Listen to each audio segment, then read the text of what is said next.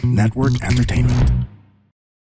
Hello to everyone all over the world! Sa loob ng 5 taon ay sinamahan nyo kami sa kwento at karanasan ng buhay atenista mula sa aming success sa ACADS and Orgs at sa danas namin sa student life. At sabay-sabay din nating tinutukan ng iba't ibang kwento ng Gen Z mula sa mga personalidad na ating nakasama. At sa pagbubukas ng ating bagong kabanata, samahan nyo kaming alamin ang iba't ibang hamon ng adulting, working life at ang best and worst ng pagiging Gen Z professional. At ito, ang 8th season ng Ganito Kasi Yan, still powered by the Pod Network.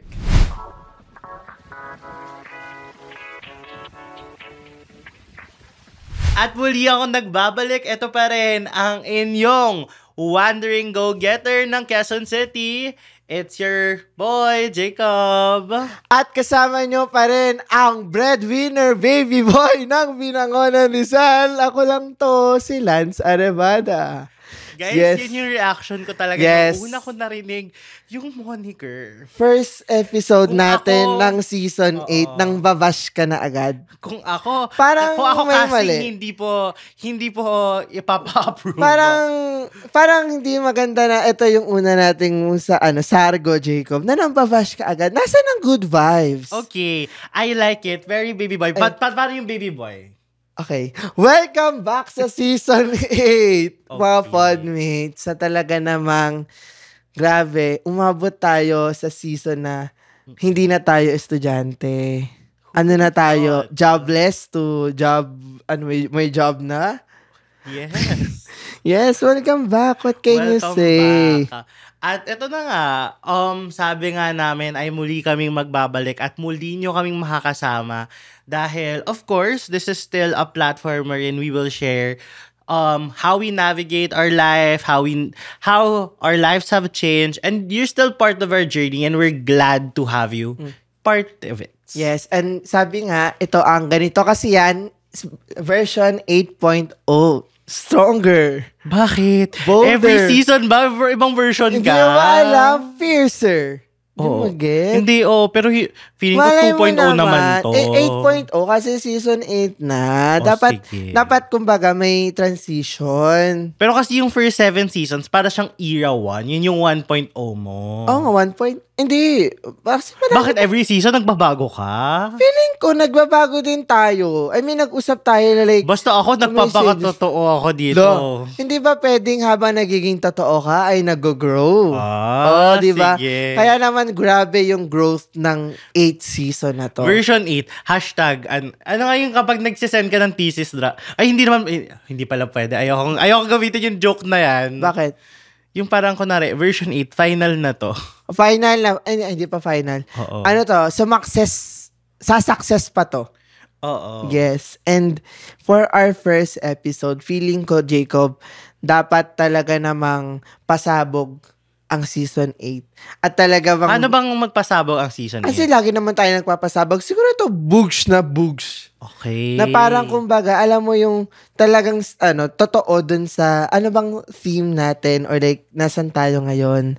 Kaya naman, this episode, ang pag-uusapan natin ay finding your first job.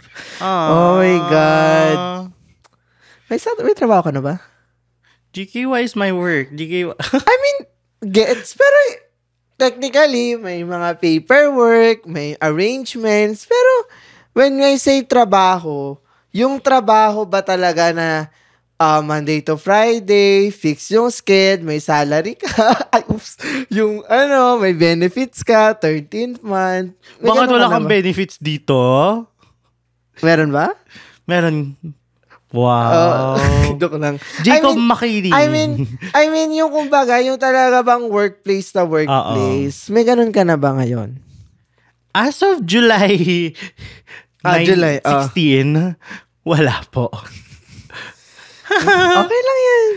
Kung may referral po kayo, Opo. hi! Oo. Naghahanap po ako. Ayan, bigyan niyo siya ng job. How about you? Ako, wala pa. Oh.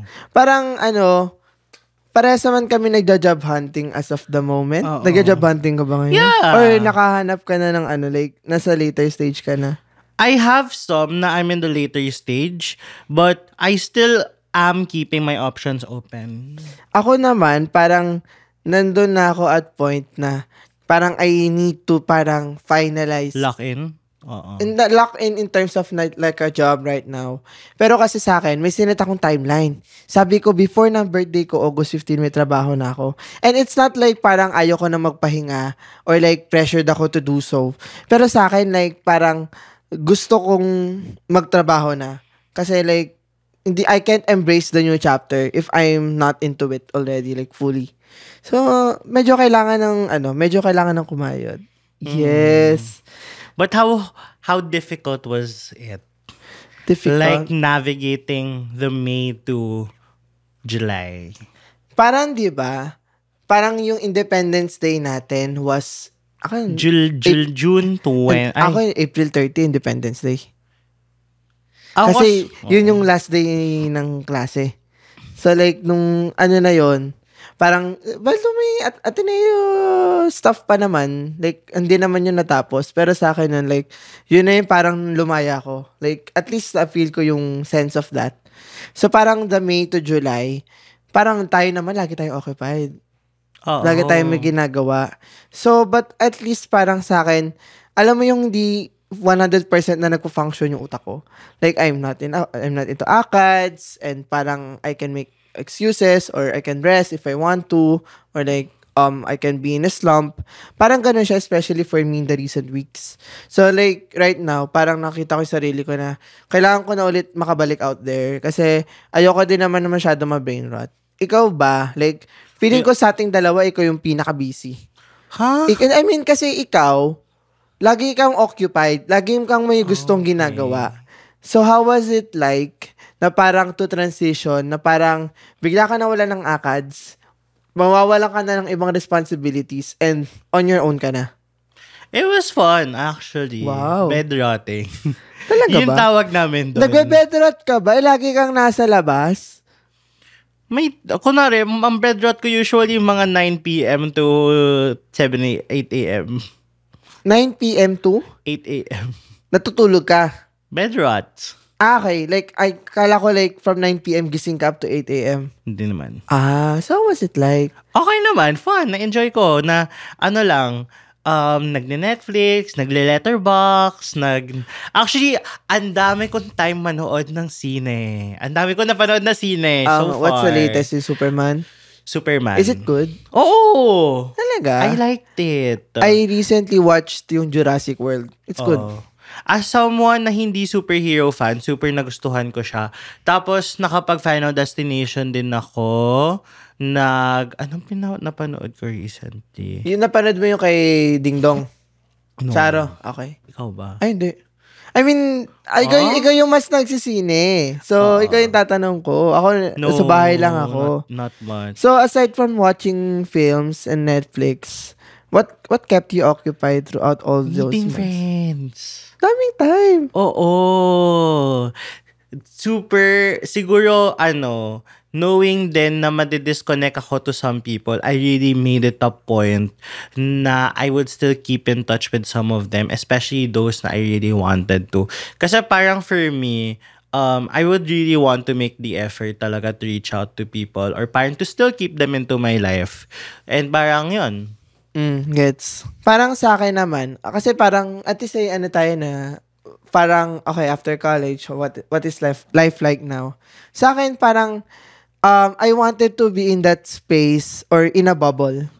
In a sense na, parang yes, there are college friends that you would want to keep or like you would want to maintain relationships. Pero parang sa akin, parang I thought to myself na parang I wanted to ask na parang a time on my own or at least a time away from my usual surroundings.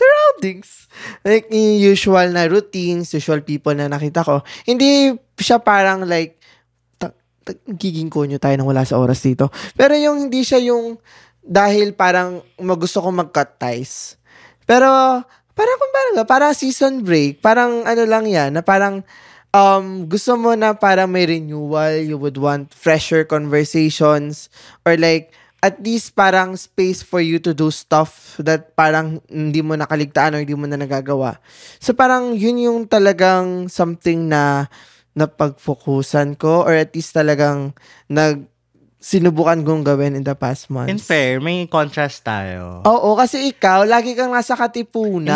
And ako kasi, like for example, ako naman, ang take ko kasi is, I wanted a sense of normalcy na parang, even if this part was removed from me, I'd still have a part of it that I want to keep, like, to keep me sane. Because, parang, for me, if tanggalin pa yung mga people na to, parang, I will go nuts na siguro. Sa akin kasi, as I see it, like, moving forward, like, I'm that stage na talaga to move on. And moving on means na parang, sige, yung what was normal for me, I wouldn't hold on into that. But as I move on, parang, that's an opportunity for me na to reflect and renew, or at least reorient how would I do friendships from before. And sa akin, I mean, di ko pa siya na-figure out completely kasi I would totally move on pag may trabaho na ako. But right now, like, chat na tayo minsan, hindi na nga tayo nag-usap araw-araw. Like, hindi na ganun ka-frequent, pero yung streaks natin. Pero kumbaga, ano ba naman yung sa akin na, okay, baka pangamon dito ako, baka pwede mag-rant, pwede mag-share. Parang nandun na ako. Wow. So, kahit sabihin natin naman din na this is the post-grad life now, parang part of it is also the pressure of finding jobs. Yes. Like, Jacob, sa'yo ba? Ano ba yung parang sinet mong goals to yourself? Na parang, okay, by this time, dapat may ganito na ako. Ano yung sinet mong personal goals? Ano ba yung hinahanap mo? And ano yung mga naging non-negotiables mo din in the process of finding? Dami. Dami. Talaga? Personal goals. Sige. First, ayoko mag-aabot ng October. October. Although yung isa sa mga options ko, alam ko August siya. Alam ko mid-August siya eh. Ano ko talaga is October kasi I also don't want to pressure myself na kailangan pagka-birthday ko may I mean, as much I wanted Ano pinapatamaan mo ata ko? As I used to want July 26, okay na ako. But I realized then na parang I kinda enjoy also kasi I was still doing work until I think early June. And then Work na to. Oo. And then until the end of June, nag-ano pa ako. Basta org. No, not really org. But really, parang navigating graduating stuff, finishing all the requirements and everything. So parang may break talaga was July. So ngayon pala nag-start. Oo. Gets. Ngayon ako nakaka-start talaga ng movie and everything. Gets. Meeting people and everything. So ako, kung wala pa naman, okay lang naman. Basta hard deadline ko, October. Tapos for me, I think I also don't want to restrict myself on a certain field. Kasi for me, ang dami kong na-explore in college, ang dami kong nagawa. I had the preference though, pero I know right now, most of my choices are not leaning towards my preference field. What do you mean? Everything na pinagpipilian ko, hindi siya related dun sa preference field ko.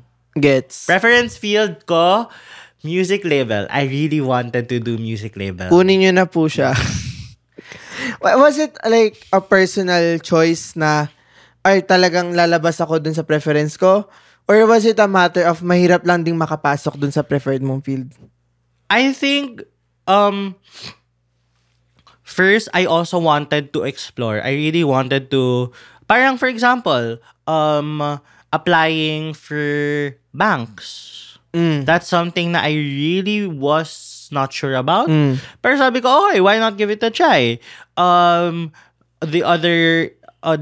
The other sectors I applied to, I just wanted to see what's out there. Parang you don't want to like place yourself Pero inside the box. it's also that hindi ko din alam parang I'm limited also in my options. Kasi for example, non-negotiables, given you mentioned, there are some kasi within the field na nahihit yung non-negotiable ko, which is, ano ba? of course, minsan syempre kailangan din nating mabuhay.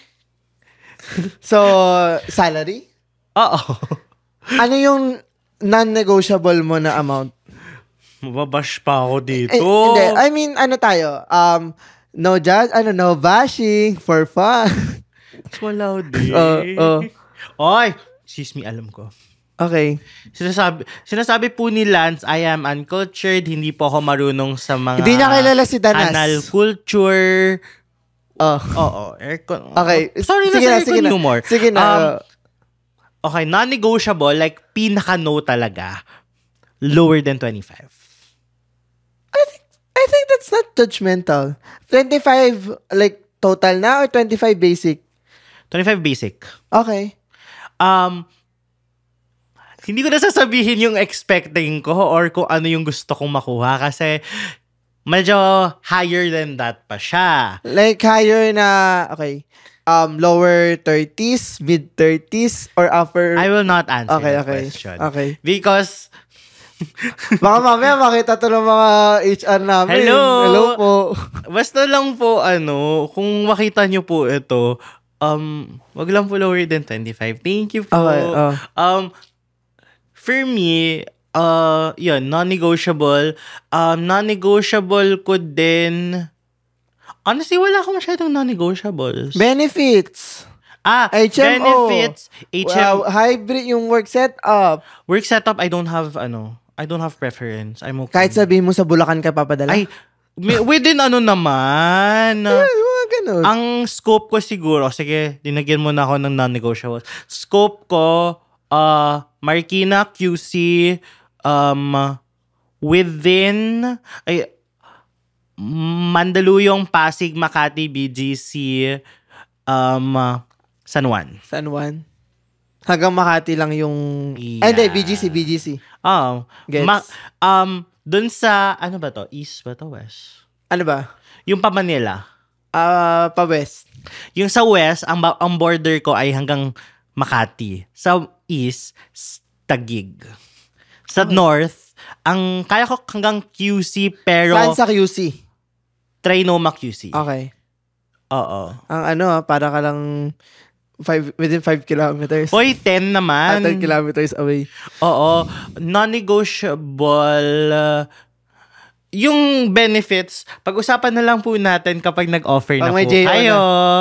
Opo. Pero, basta, kung HR ka, kakausapin na lang kita. Parang dapat mag-ala ka sa HR. Dapat hi po! Ayun. Bigyan niyo po ako ng magandang offer. I'm a hard worker. Sige, I'm a po wandering go-getter. Oh my God. Bakit? Wala, sige lang. Go lang. I mean, it's your... Hoy, natutuwa sila nung nalalaman nilang may podcast ako. Yun yung laging point of questions. Di ba sa akin natatanong yan? Ay, sorry. Intriga sila. Natutuwa sila doon. Okay, baka mag-guess yung mga, mga boss mo dito next time, Wag naman. Wag naman po siguro. Wag naman. Separation of work and... Work-life balance. So, ito yung life? Bakit? Sa bagay. Diba? Oo. Yun. Opo. Ikaw? Ano ulit yung mga tinanong ko? Malay ko sa'yo. Personal goals, preference, non-negotiables. Okay. Siguro sa akin, personal goal, sinabi ko naman na. Birthday mo. Pero before yung parang birthday ko, ang una ko naisip, before graduation.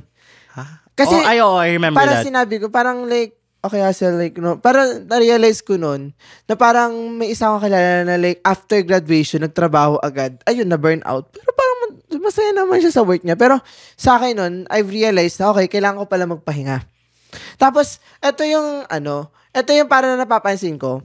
Ay, di, mamaya na lang. Pero may sinasabi kasi yung mga matatanda na, mamaya yun. Pero like, that's one goal, before my birthday. Second, may goal pa ba ako? Hindi, sa akin kasi, hindi naman siya parang, I think, more of a goal, na parang at least nakakabuhay yung salary. What's nakakabuhay? Kasi tayo nga ay breadwinner baby boy. Okay. I mean, so may breadwinner kailangan may bread kang maiuwi. Shoota. Pwede.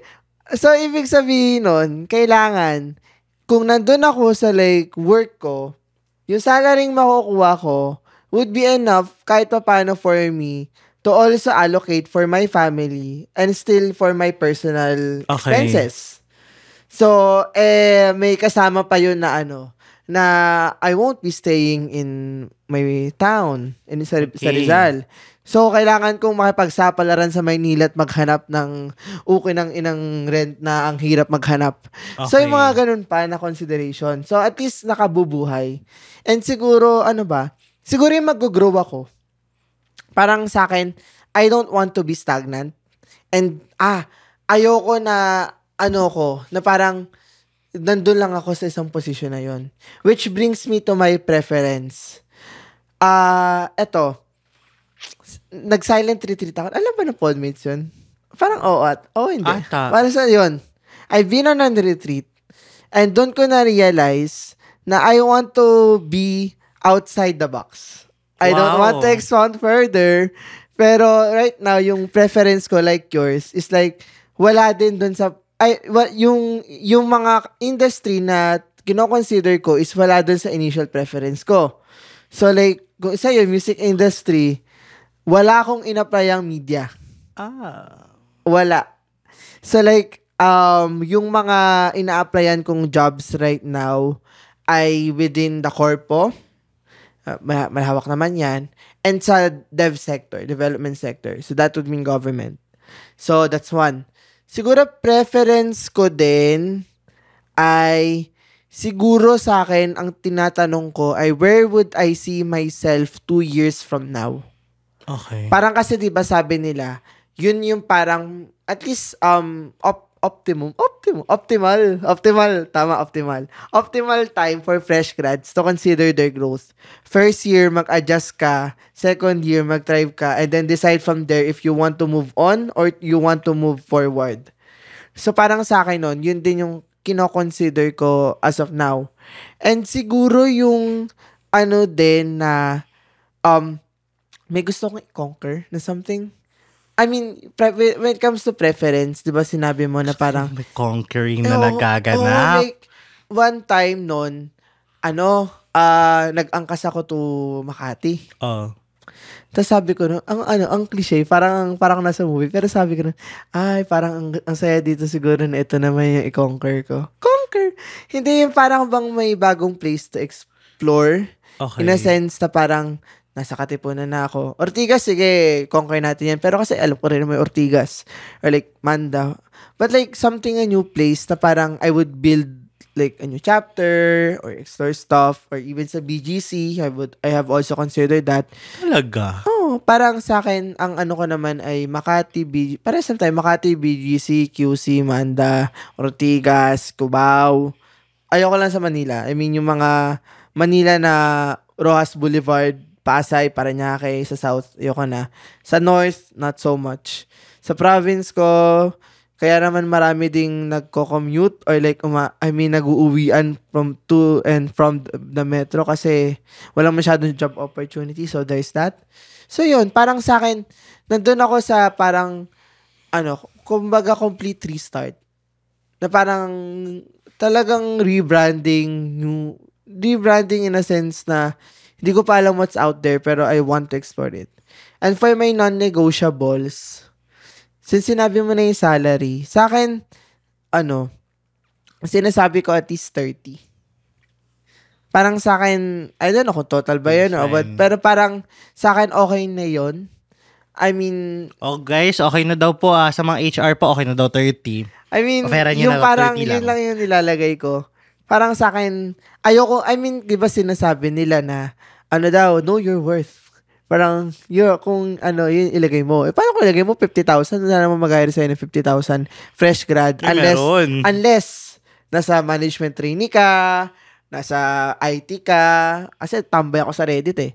So like, parang sa akin, with what I can offer, 30 would be okay? Non-negotiable ko din, siguro yung walang benefit, yung dapat may benefits. Kasi parang important. Pero wala ka namang benefits agad from the start. I mean, sa iba meron. HMO.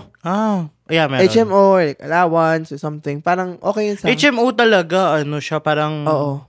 Kailangan din eh. I mean, sa hirap ng buhay ngayon. Non-negotiable. Parang sa akin, ayoko ng... hindi ko alam kung ma-pry to or ma-judge mo ako dito. Pero ayoko ng assistant role. Or more like preference ata to eh. I mean, hindi naman to sa parang minamalit natin yung mga, I guess, VA or mga secretariat roles or yung mga nandun sa niche na yun ng trabaho. Pero sa akin, parang gusto ko yung parang I get to contribute and not just necessarily follow an order ng boss or like may sinusundan lang. So, parang sa akin, doon ako naglilin. Yes. Hi guys, we are the Eavesdrop Podcast. My name is Francesca. My name is Jelly. This is Delamar. This is Jude. What's up? Yeah, and we are inviting you to check us out, your fellow TPN podcast. And if you want to learn more about life, what's happening around us, you want to know about love, healing, this is the podcast you should be listening to. Eavesdrop, eavesdrop, eavesdrop, eavesdrop. Sometimes we get drunk and do the show. Those are the fun ones. Like today. Ooh, why? Who's drunk? Like right now. You're red as a bug. Am I? Eavesdrop, please catch it. 4 hosts going crazy. You'll have fun. You'll cry. Everything else. So please check it out. The Eavesdrop. Only on the Pod Network. So parang ngayon na nag-like, at least sharing tayo. Meron akong last. I'll go. Na-realize ko. Tigning yung mata ko nang narinig ko yung word na to eh. Ano? Nung may kausap, nung may interview ko eh. Dagdag preference siya. Car plan. Talaga? At least congrats. I mean, bihira nakakaano ng car plan for a fresh grad. O bakit? Secret. Wala lang. I assume for me kasi, management, o basta upper level.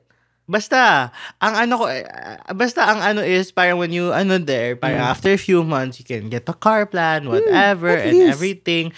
Parang for me lang, kaya ako umu-okay ngayon with the idea of 100% on-site actually. Kasi may car plan. Kasi kunwari may ganyang mga benefits, okay, sign me up. Go, go, go. Ako, umu-okay ako sa hybrid. Kasi pag sa hybrid, hindi ka na mag-commute eh. And ang ano ko kasi doon is, parang I feel... Nakakulong ka lang. Oo, nakakulong sa... Una, nakakulong ka sa bahay. Pangalawa, you need to improve your home setup para may conducive working environment. Meron namang mga co-working space. Yeah. But co-working space, para ka din magpe-pay. Yeah, or like So yeah. sa coffee Tapos, shop. kunwari, coffee shop, walang oras. Nakaupo ka doon. Depende. Parang sa akin, parang economical, sa hirap ng panahon at sa hirap ng commute ngayon, parang I've considered that, may work laptop naman, why not naman? Pero, yeah, I mean, yun din yung pros and cons. Pag naman nga sa like, on-site, 5 days a week, parang gets kita na like, kung kailangan ng car plan. Pero we also need to recognize na not a lot of fresh grads or even employees out there are offered that opportunity. Yeah. Yeah. And parang tatali ka talaga ata sa company kung may ganun ka. Kung tama ako. Oo. Willing ka?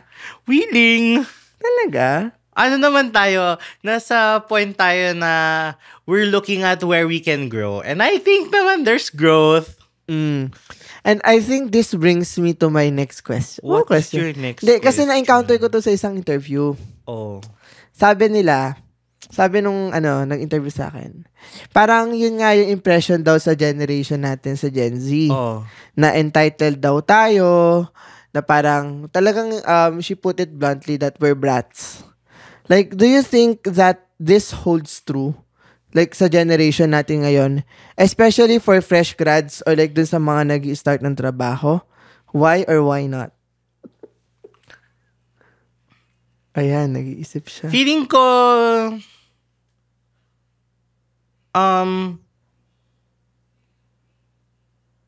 Wow. feeling ko din, it holds weight somehow. Not just in terms of salary, but in terms of behavior. What do you mean? Parang, kunwari, sometimes a bit sensitive. Like,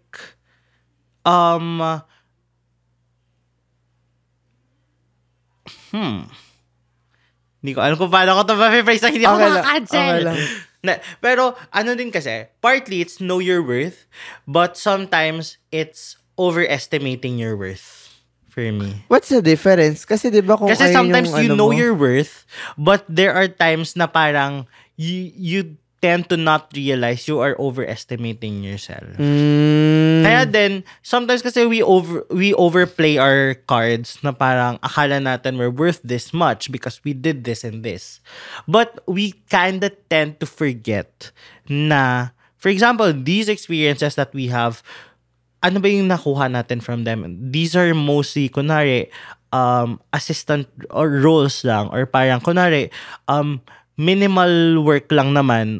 Parang sometimes we tend to think na, I deserve this and that because I did this and that. Pero, comparing it to people who has experience in the job, parang it's also a different playing field. Na parang, of course, if you're looking into people side by side, na ito may working kunwari experience. HR ka, Oo. ito yung papel ng Working dalawa. experience, na let's say 1 to 2 years, ito ang fresh grad na feeling niya ay worth this much. Syempre, you also have to, Eto. Would you identify yourself with that notion? na over... Entitled.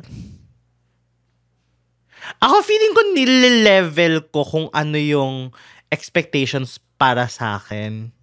At the same time, kasi it's at the same time knowing what you put into the table, knowing how much you can value yourself, but at the same time, it's also knowing kung ano yung hindi ka willing magsettle. I don't think I'm entitled. Kasi if I'm entitled, humingi na ako 60,000 ngayon pa lang. Pero may car plan ka. Hoy, yung mga ganyan hindi ko hiningi yan. Okay. Gets, Nilapag sa mesa Gets, sa mga gets, conversations, gets. go! Okay, gets. Sa akin naman, parang nung tinanong sa akin yan, parang sa akin, totoo, yung parang ganong like ako pa nga yung nag-bring up nun eh. Kasi parang, sinabi na rin to ata before ni na Jeep and Sab ata. Basta may nagsabi na tayong mga guests before na gantong, o sina Ali. Basta, Jim and Sab. Graduating yun. Parang yung ganun nga na notion sa ating mga Gen Z na sensitive, na parang, pag nahihirapan, nag-give up na daw agad. Parang, that's what I wanted to say. Yeah. Pero, speaking naman for our generation, parang there are experiences, instances, na talagang mahirap. And it doesn't, while we are saying, I am saying right now, na totoo yung ganung notion, it doesn't also invalidate the fact yung mga experiences and struggles na nararanasan nung ibang mga ka-generation natin out there. But sa akin, parang sometimes we fail to think of what is realistic and what is idealistic. And parang minsan nakukulangan tayo sa diskarte, dun sa grit na hinahanap natin, na parang, yun nga I think na parang with the advent of technology, parang we made our lives are made more are made to be more convenient for us. We witnessed AI, we witnessed social media, yung mga tools and technology na baka that knowledge has equipped us na parang okay, mas alam ko to at siguro mas higher level yung thinking ko kaysa sa mas mga older generation. Pero kumbaga yung hard work talaga na parang you're not just quiet quitting, but talagang pinagtsatsagaan mo. I feel like that's something that we need to work on as a generation. And actually, may ano pa yun May dagdag pa yung tanong sa akin nung, like, Gen Z na, tapos atenista ka pa. So pa yan. I mean, yun parang ganong layer ba na parang, kung sino yung likely na entitled, yun yung notion nun. Pinackage pa, Gen Z, atenista, summa cum laude nga, pa. Hindi na nga binanggit. Sabi ko, summa cum laude pa. Parang sa akin nun. But sinabi ko din nun na I don't identify myself with that notion. Kasi alam nyo naman yan. Kwento ko na rin naman yan dito sa podcast sa all throughout my life. Kaya nga striving scholar kasi parang talagang scholar ka, kailangan mo magsipag, kailangan mong mag-go to the extra mile. And yun yung sinabi ko. And that's what I'm willing to do. Pero yun, parang I think it's important then to reflect then both sa mga medyo older employees, I mean, mga nakakatandang from different generations and sa mga ka-generation natin ngayon na parang gets din yung hirap, pero parang we also need to be pragmatic and at the same time understanding of what's going on because that generational gap is also real. So that kind of understanding should be extended across generations. But at the same time, parang yung kung ano ba yung pagiging realistic ba?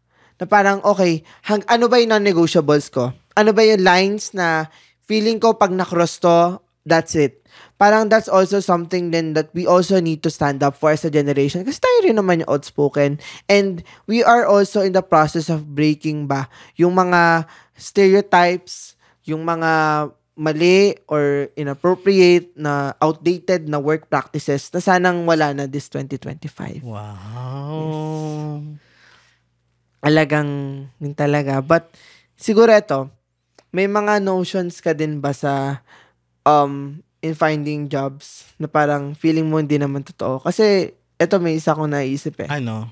Yung lalapit na lang sa'yo yung trabaho. May sinagsabi sa'yo niyan? Or like, what are your thoughts? Honestly, yung isa kong job offer lumapit sa akin. Talaga? Totoo?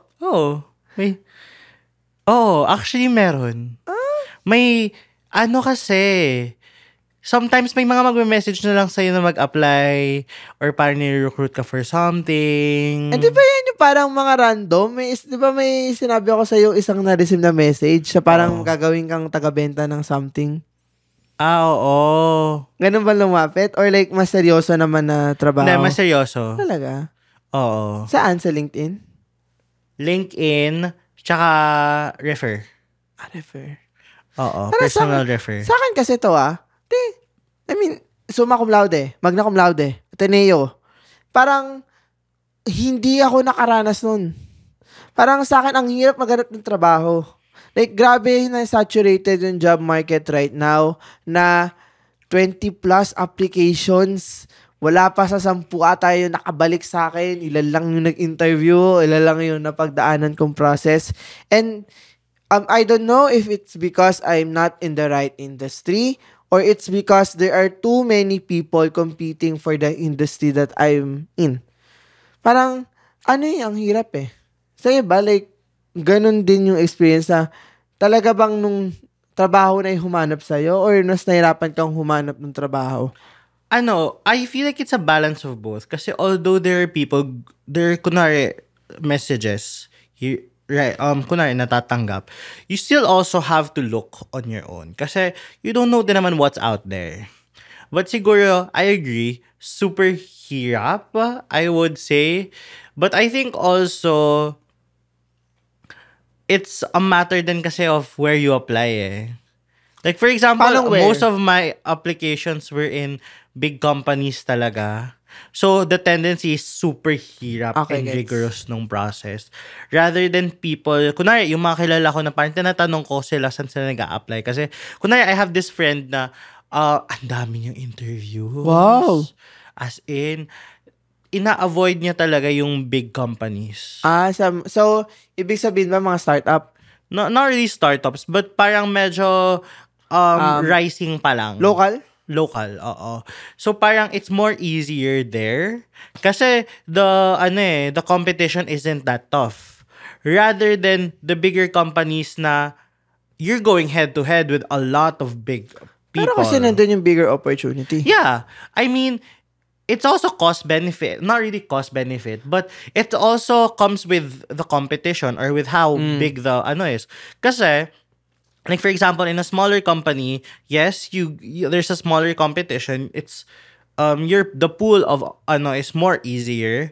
But on a bigger company, yun na nga sabi mo na parang mas malaki yung compensation, mas malaki yung ine-expect sa'yo. At least yung nasa portfolio, yung bearing. Mas malaki yung bearing niya. Pero, it's also that getting there is also so Yes. hard. So, yun. So, there's that also. So, parang, I feel like the difficulty also depends. Mm.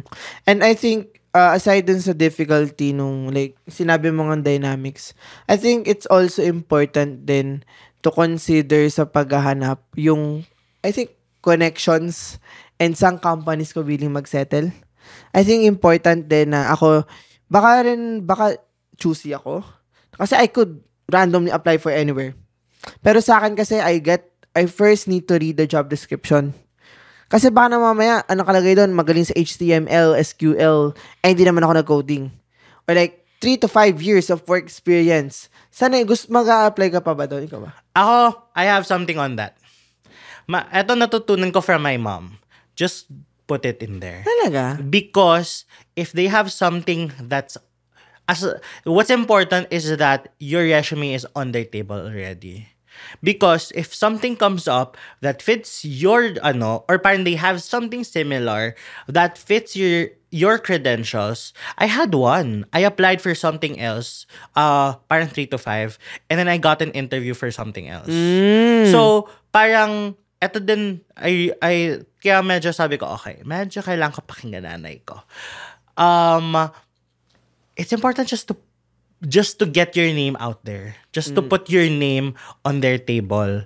Kasi if your portfolio or your credential is something that they want, especially for something else, they can give you something. And malay mo din, kasi for example, 3 to 5 years, pero your credentials is worth it din naman. Gets. So, for me, yun yung misconception ko na, okay, 3 to 5 years. 3 to 5 years, non-negotiable. But, yeah, I'd say just put it out there, just be brave because you don't know what's coming. Ako, medyo may ano tayo dito, may differing views. Why? Sa akin naman, parang sinabihan din ako ni Tristan niya na parang, lagay mo nga lang dyan doon kasi baka naman mo consider ka kasi kaya mo naman yung pag-aralan once you're there. Important, makapagpasa ka. Sa akin, yung hesitation ko, I mean like, yung parang discernment ko, is sa akin, sige, sabihin natin, may job description there na, okay, kahit medyo hindi align, hindi ko pinag-aralan yan, pero feeling ko kaya ko naman gawin yan. Feeling ko yun yung sugal, parang safe bet ko for me. Pero sa akin, may line sa akin na kunaring may hinahanap talaga silang skills na alam kong hindi ko kayang gawin. Example nga, coding. Marunong magsalita in German, in Korean, or something like that. Parang sa akin, yun yung parang I would take a step back. But like, for example, good communication skills, presentation, and preference in ganto. Preferred lang yung gantong course, pero feeling ko kaya ko naman. Why not? Try natin, di ba? And sa akin, so far, yung mga, may mga job application na medyo sumakses na ako, like next stage, parang yun din, it's not something na parang tinuro sa akin sa school. Pero, I demonstrated na kaya kong gawin. And it worked naman din. Parang, it doesn't have to be, parang your job doesn't have to be what you've been taught in school. Kasi after all, there would be training na pagdadaanan natin, or like, I don't know, parang there would be adjustment period, and hindi ka lang restricted, constrained talaga dun sa kung ano ba talaga yung pinag-aralan mo. Although may mismatch and all. Ako, I would medyo contradict pa rin dun on Lance. Kasi, parang, for me, what Lance is pointing out is, even if hindi mo alam to, hindi mo alam yan, I feel like what we were discussing kanina is heavily on years experience. Not skill-based. Kasi of course, if skill-based, hindi talaga. Wag mong ipilit kung hindi kaya. Pero if feeling mo, everything is a tick except for the years experience, you should go for it. Ginagawa ko din. Yun. Oo, ayun pala eh. And then, for me, I agree dun sa, it doesn't have to be something you learned at school because I feel like this is something we talked about on the graduation episode. There are things that you learn outside of school through like orgs, through internships, that you get a lot of experience on. So hence that's something you can explore if that's something that you want.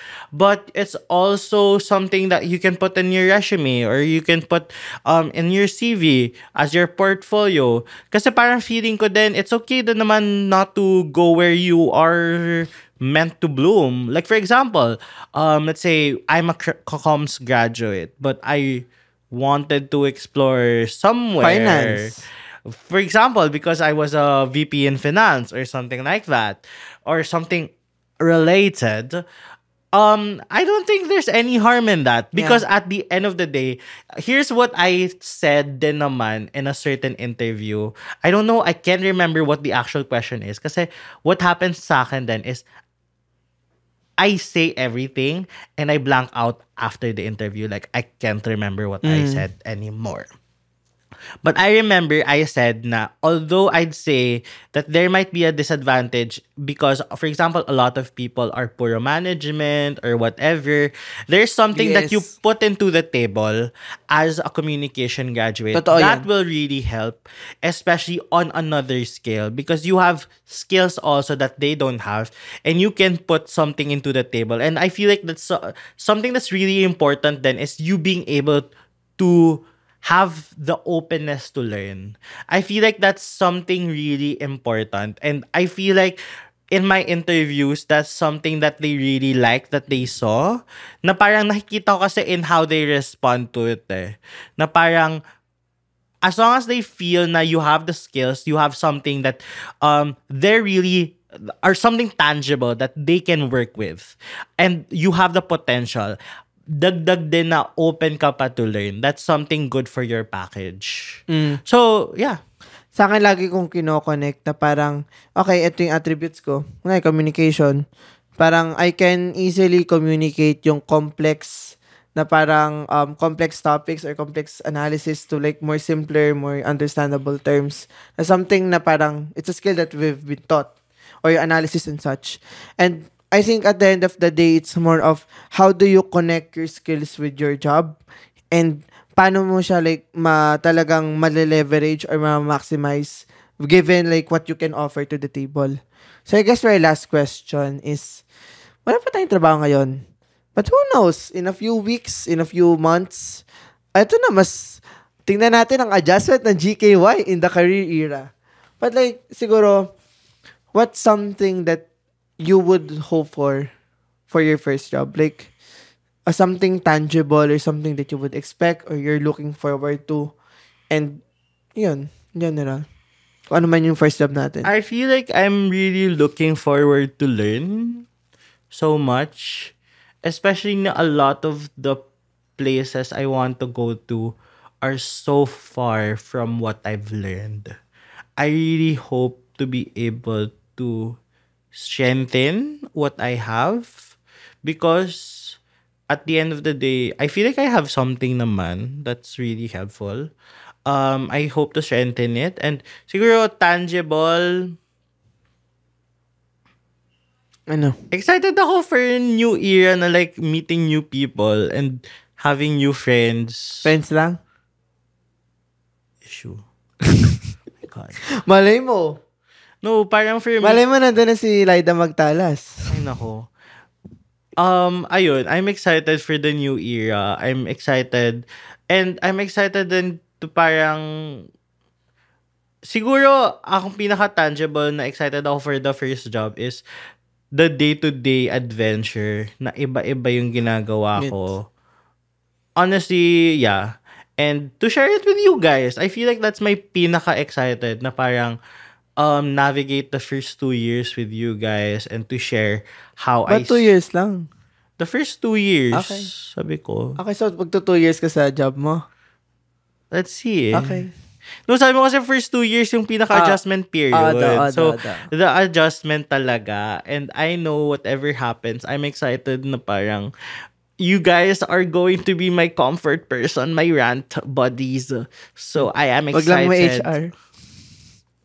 Let's keep it safe naman. Something, ang mag-share ako dito ng something na hindi ako may HR at the end of the week. Yes. Ayun. So, yun. Excited po ako. Ayan, sa akin naman, parang feeling ko, well, breadwinner. So, parang, branding na talaga no? Pero parang sa akin, syempre, yung parang finances ba na may expenses na may sarili kang pera na pwede kang makapagbigay sa family but at the same time on your own. So, there's that. But siguro naglo-look forward ako dun sa, parehas kami ni Jacob na ang layo dun sa like, preferred path. So like, I'm also excited to see us how we can grow to like different persons wearing different hats. And I don't know what that would be like. Hindi ko rin sure yung stress nun. Baka ma-burnout kami or what. But, kumbaga yung para ka lang nasa first day in school. New environment, new people, new opportunities, new lessons. But, unlike the first day in school, this would be for the rest of your life. So, more than likely, madapa or I would make choices in life. But, I'm looking forward to what lies ahead on that part. And, kaya din parang, ito yung parang sinet naming tone in the first episode here in GKY. Kasi, anyway, hindi nyo na lang kami sasamahan sa school. But sasamahan nyo kami paano kami mag-struggle in work. Wag lang ma-HR. So like, we also figured that this would also be a journey with you guys. Na if nagkatrabaho pa lang kayo, or like, estudyante pa kayo, na you would see us grow and tingnan natin kung how would that be in the future. Kaya naman, yun. Sa mga brands dyan, kung gusto nyong mag-grow pa tayo, email nyo na kami sa ganitokasiyanpod@gmail.com. And kung nagustuhan yung tong episode na to, follow nyo naman kami sa mga social media platforms namin. It's at GKYPod. And ako naman, LNCRVDA on Instagram. Ikaw ba, Jacob? The Charles Jacob po on all social media platforms. Nag-release kami ng episode every Saturday. Paano yung mga pasabog natin, Jacob? Watch out. That's all I can say. And rate nyo kami ng 5 stars. I-ring yung notification bell. Panoorin nyo rin pala kami sa YouTube. It's sa Bod Network Entertainment. And kung gusto nyo magpadala ng letters, messages, tinyurl.com/gky tugon mo. And wag nating kakalimutan. Happy birthday, Jacob. Happy birthday! And happy birthday sa ating go-getter, wanderer, dreamer, cutie estudyante. Mali.